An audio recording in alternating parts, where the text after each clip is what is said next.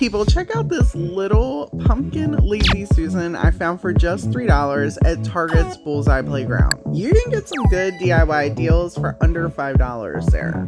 You know I had to bring this sucker home and do something to it, right? Whee! I love when stuff spins. Now we're gonna bust out the wood burn marker. This is really inexpensive. I grabbed this off Amazon. As you can see here, I purchased it quite some time ago and I've used it quite a lot. And in case you're wondering, yes, there is an Amazon affiliate link to it in the description box. It's super easy to use. It's non-toxic, which is always a benefit to me. And really all you have to do is use it like a marker and you heat this sucker up and it makes it look like you used a wood burner. But just the marker alone isn't enough. We're gonna need to call in some friends. We're gonna need some paint colors because we're going to draw a beautiful sunflower on this. Now we got to tape this sucker down so it doesn't go spinning while we're trying to get our sketch on here. And then I grabbed me a round object. Okay, it took a couple ones trying, you know, to get the perfect roundness because I have no faith in my freehand round drawing skills, and just picked a corner. Then I was also going to freehand some petals and I'm like, hold on a minute. I might have people here that are not good at freehanding. So I was like, let me take it back to some basics because you are here to, you know, learn some things, right? So if you're not good at drawing petals freehanded, grab you a little piece of cardboard, okay? It doesn't have to be a thick piece, a little card paper stocky piece. Lay it up against the section where you want your petal and then try to round it like an eyeball. That's the best way I can describe it. Like do an almond shape, you feel me? And then take your scissors and snippity snip, snip, snip, and make sure you just cut the one end of your almond off. So that way we don't have two pointy sides. You just want one pointy side. And the bottom part is where you're going to put up against your circle. And then you can just trace this all along the entire sunflower. And everything's going to be the same size. Well, the same shape, because we're going to use this to make another size petal in just a second. So I just took that one edge. I met where the end of the circle was. And then followed around, leaving a little bit of a gap in between so we could create a layer of petals behind this first layer. On the second layer of our petals, I took that little cardboard cutout piece and placed it about in the middle of two of the front petals, pushing it forward slightly so these petals are slightly taller than the first row. Once you have your outline all set, it's time to get down to business. And the paintbrushes that you choose are entirely up to you, but whenever I'm doing a really curvy piece, I'll take a regular paintbrush and slice that sucker slanted. And yes, I know you can get slanted paintbrushes, but it's just not the same of an angle. This just allows me the freedom to make it super sharp. Whenever I'm painting something, I really like to have different variations of colors. So I'll take two, see how I technically am creating three colors here to pull from. Again, if you are new to painting and this is not something that you do very often, just use one color, okay? You can still get this look with the sunflower just using a yellow, and then you can come in and create different highlights with another color later on to make the petals a little bit more defined. You'll see what I'm talking about here. And I do just want to say, I share this in my tutorials or my paint with me's. I am not a professional in terms of I've had tons of artist classes on painting. I basically let y'all know what I've tried over the years and what's worked for me. I'm not the best painter, but I'm decent, and I feel like my information is basic knowledge that can really help even the biggest beginner painter create pieces at home. I really like to not just share the DIY that I'm creating, but really help you have an understanding at home of how, if you're interested in making something that I'm creating, that you're able to. So I try to break everything down as much as I possibly can. For the painting with the sunflowers, as you can see, I did the outline layer in the back first. And whenever you're creating something that goes a certain way, pulling the paint down in that direction is going to help give you that individuality with each piece, like we're doing here with the petals. As you can see, I'm pulling the paint downward. That's helping to create a division between the back layer of the sunflowers and the forward layer of the sunflowers. But I will tell you a little something. If you go to use this burn marker that I did not know before I did this, but you should know this going in, make sure you leave the tiniest gap in between your paint, so that way there is a small amount of wood showing through.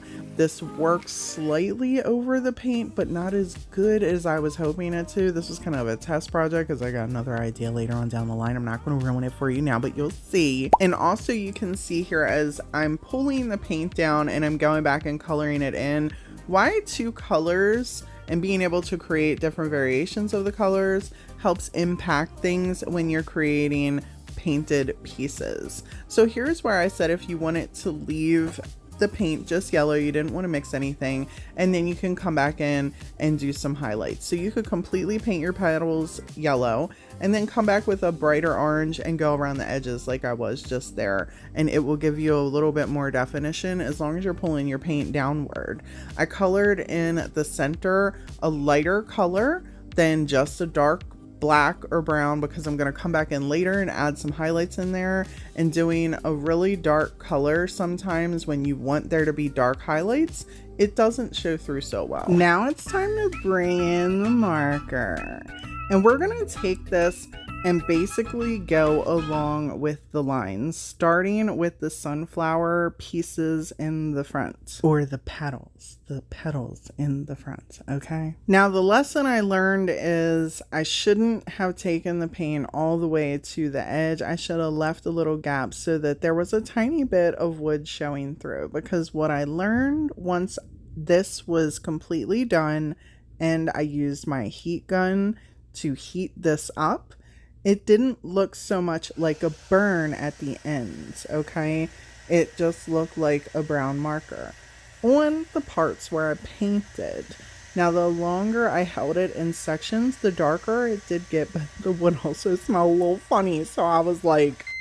And you can see exactly what I'm talking about right here, people. See around the top edges of those petals where it's the wood, where I traced on the wood? It's gorgeous. Absolutely gorgeous. I took a couple different little things like some burlap, put some different color paints on here to add some accents to the center of our sunflower. Seal over this with whatever you want, you know what I mean? I used a little bit of dishwasher safe Mod Podge. Make sure you allow this to dry. And even though the pieces didn't turn out as burned as I would like inside the sunflower, this is a stunning little Lazy Susan, perfect for any time of year, especially the fall. How many of you go to Ollie's? Because I love me some Ollie's. Recently, I found this piece there for only $5.99. I can't make this cheaper than that. I mean, maybe if I use some scrap wood and I found a tiny little glass plate at Dollar Tree for $1.25, but those clips alone, they're going to run me a little bit buying them from Home Depot. You know what I'm saying? So this was a steal to me. And honestly, I feel like it's pretty perfect just the way that it is, except we need the decoupage this plate. I mean, let's be real. It's just screaming for a napkin. Because our plate is shiny, I'm going to use this multi-surface satin to give us a nice prime clean slate layer. Now it's time to bring in our napkin, and I decided to go with something, even though it's fall theme, you know what I mean? You could really keep this piece up all year long because the only saying on it is like grateful, thankful, blessed. And you know, you just tell anybody that has questions that you like pumpkins and to mind their damn business, because you want to keep this up all year long because it's like everyday decor. Okay, now that we're done defending our piece, I took a little bit of water on a paintbrush and just kind of etched out to where the napkin fit perfectly in the center of our little glass piece. If you've never decoupaged before, you want to make sure that you get all the sneaky layers off your top decorative layer. It's going to just allow for this top decorative layer to attach to your medium and stick better. And then make sure you hold on to it so it doesn't go flying off. I'm going to be using DecoArt's Decoupage Medium and a fan brush. I'm a huge fan of fan brushes. If you're not familiar with me, I feel like they can really get in crevices really well and go around the edges and smoosh in extras whenever you're decoupaging a napkin in particular, or some tissue paper, because it's super thin. Now, I made a huge mistake here, people. I don't know why I did it like this, but I just did. I put the medium all over the place and then tried to apply the napkin. There was too much medium in certain sections. So what do you think was happening to this napkin? Bunching, smushing, ripping. And I can't have that, not on my decoupage project. So in the trash, this piece of napkin went, and I did another one. But this time I'm coming correct, and I'm going back to my less is more whenever it comes to decoupaging a napkin method. I found the center, and then I made us a nice little line with our fan brush. Put a little bit of Mod Podge on here, and then I just tappity tap that sucker with my finger, making sure it was down in place, and then proceeded. And see how I'm able to take this fan brush and just smoosh it right into the layer that is connected to our plate here. It just goes in so fine of a tiny space that it's pushing that extra Mod Podge, and then you can pull some out. It doesn't allow a lot of saturation to the napkin that is not attached to the plate. Whenever I get my tissue paper or napkin applied to anything, I like to put a little bit on the edge of a fan brush and go around searching for anything that didn't adhere to our piece. And then I can smoosh that extra Mod Podge down around the edge, and then just apply a little pressure on the top, pushing the Mod Podge out, making sure we have a nice adhesion all the way around. One of the reasons I like to tear my pieces is so when you get to this point and it kind of looks a little out of place on something, you can take some paint and easily blend it in, especially if the background on your napkin is almost identical to the color that you applied it onto, whatever surface. So since we have some white on our background, I took some chalk paint on a crusty bit paintbrush and tappity tap the paint from the outside of the plate onto the napkin, all around the edges, blending it in. I then took some black chalk paint, put a little bit on my finger, and went all around the edge. I know our piece had a black rim beforehand, but listen, I had to make sure that it all fit together with my vision. Okay, so that black rim didn't matter. I make my own new black rim. Okay. And I felt like we needed to blend the pumpkins in a little bit on the side where we had too much white paint there. This way it kind of just looks like the pumpkins are kind of laying on top of the white paint. It just looks really well blended together. And that's going to be it for this little update. Not too bad for a piece I found at the store that I can turn around and pop right into my vendor space for a cute little fall DIY makeover. If you're not hitting up these 5 and under spots at Big Lots, you're missing out, because Big Lots has these awesome sections in their store where you can pick up awesome finds like this for a whole $2.99. And people, I like to DIY a lot of things, and sometimes buying certain items is not always budget friendly, especially when you resell. So when I think I can pick something up cheaper than what I can make it, I grab that sucker and then I remix it into whatever I want, and then I'll pop it in my vendor space, or I'll pop it on Facebook Marketplace, or I will pop it on my website. I envision this as a very modern piece, so I want to get rid of this gray, and I'm using this white chalk paint to give us a nice base. And I'm just putting one coat on here because on the edges, I want to leave some texture. Next, I'm grabbing some of this painter's tape to tape off our center. I used a little Cricut tool to really smoosh that in there so I get a nice crisp line when I pull it off. I did the same thing to the other side and then took a little bit of water and sprayed the center. So when we apply our black chalk paint here, or ink chalk paint, it's going to just smooth out really nicely. And this usually levels itself out. It only took me one coat. I pulled the pieces off, and now it's time to create our fake wood look. Or, I mean, you can leave it like that if you want to, you know, leave your ends white. But I didn't. I wanted to take some antique Waverly wax and create a fake wood. Well, really a real wood look, but with fake wood kind of, you guys know what I'm saying here. So if you didn't know this, you can make pretty much anything look like wood just by smooshing some antique Waverly wax all over the piece. Make sure you're gloved up for the occasion. I've even done this with white styrofoam board. It works so well, long as you have a white base. That's why I left a little bit of texture on here and didn't completely cover over the gray around the edges, because I knew it was just going to enhance the way that this dried on here. Now, you do want to be mindful and make sure that you're wiping it back every step of the way as you're applying it. In any place you can't really smoosh in a microfiber cloth or a tissue, whatever you're using to apply this, you want to just take a little paintbrush and go in and grab those details. And as you can see, who's gonna know? Who's gonna know other than you that that is not wood trim on the edge of your piece? No one. No one's gonna know. Not unless you tell them. I'm not telling them. Don't you tell nobody that this ain't real wood. I'm trusting yous here, okay? I'm letting you in on my secret.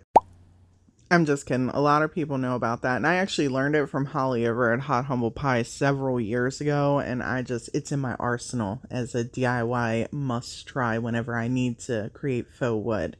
Now I'm taking some Scrabble pieces that I was sent by a wonderful subscriber. Thank you so much. I love getting pieces that I don't work with all the time, because then it just gives me freedom to create new ideas for you, give you some ideas.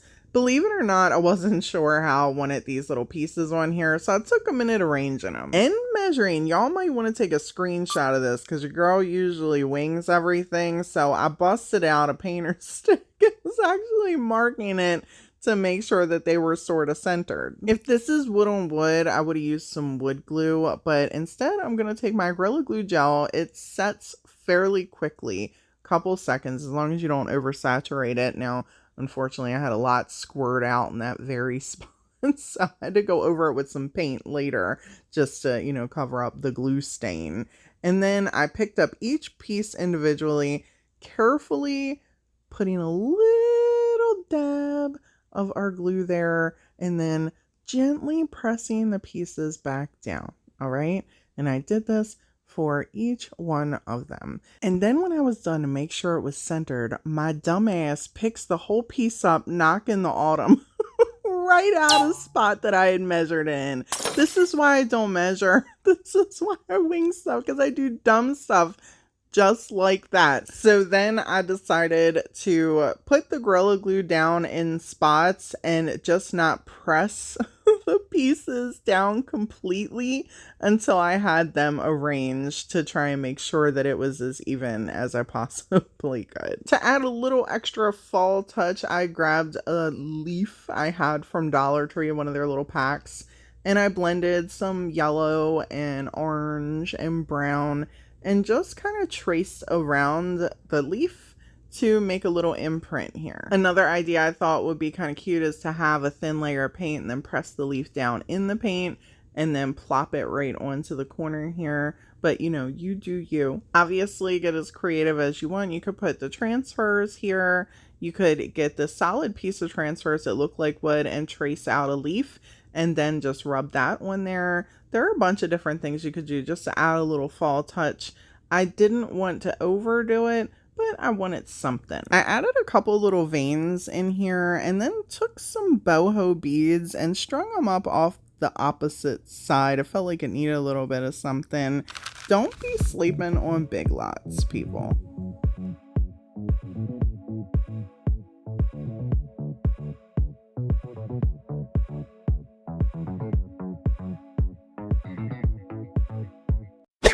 Dollar Tree came out with these really cool wood rounds this year that looked like they had like laser pieces on top and some wood burn going on. I already did one. Did you see it? Huh? Did you see it? Well, in case you didn't.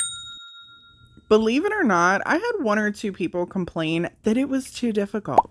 So, you know, I feel like challenge accepted. We are not a one-trick pony up in here. I got more ideas. So we're going to take some white chalk paint, mix it up with a little bit of water, paint a nice thin layer all over this piece, and then grab you a green color pencil. We don't want nothing too complex here. Just pick one.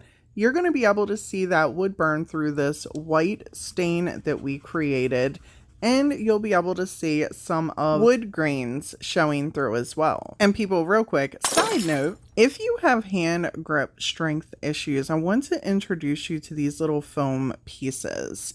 I was shown these through physical therapy several years ago, and they're awesome. I picked these up off Amazon. I do have an Amazon affiliate link down in the description box for them for you. This blue one is the smallest one I have right now, so to make an adjustment so this way it fits on the little colored pencil, I'm just taking some tissues and some painter's tape and wrapping it around a section and making it a little fat, so this way that the tube will fit right on there. The smaller ones are a little bit tighter. I am in the process of organizing, so I don't know where all mine are. So I'm holding on to this sucker for dear life, but they do really help with the control and the strength in your hand when you're doing DIY projects like this. So I just wanted to share that with y'all.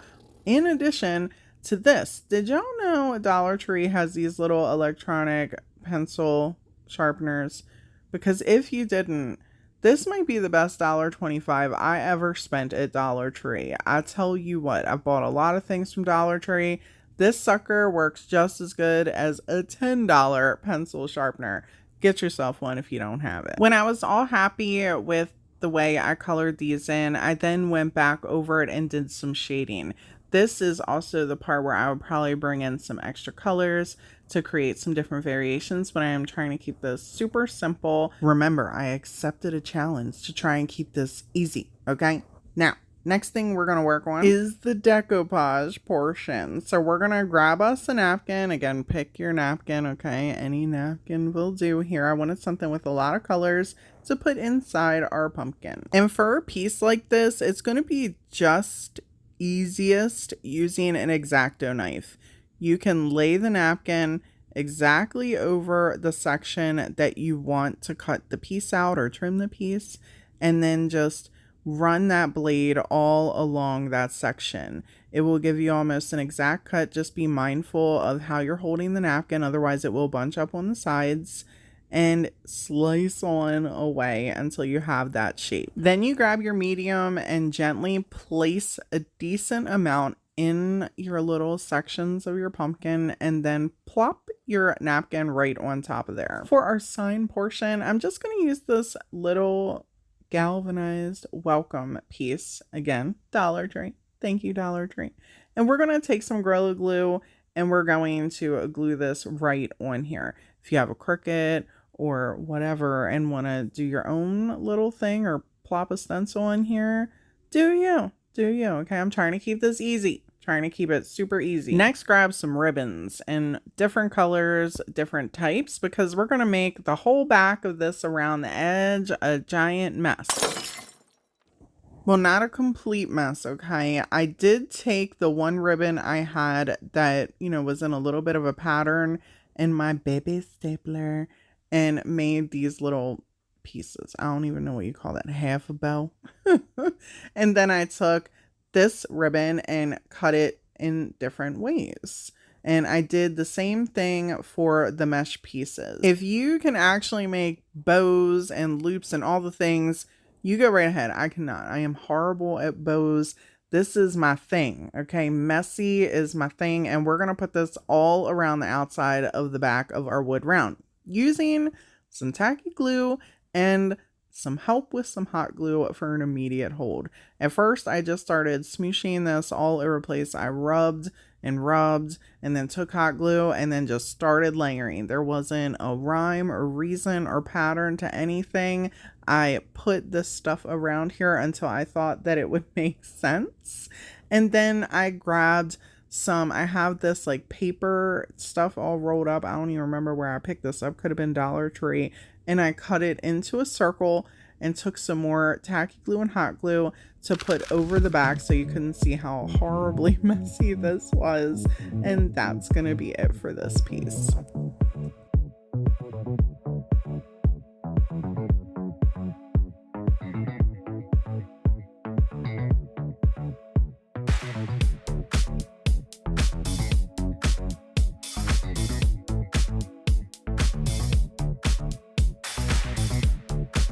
As always, people, thank y'all so much for hanging out with me today, and until next time.